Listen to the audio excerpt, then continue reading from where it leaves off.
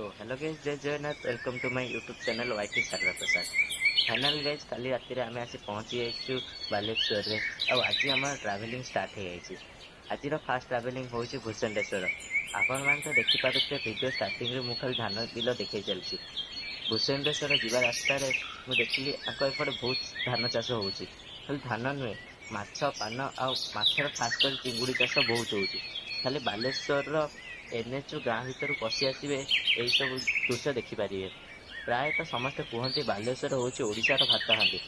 एथर prove हो जाऊँगी कहीं बालेश्वर को ओडिशार भात हांडी बोली कहुए।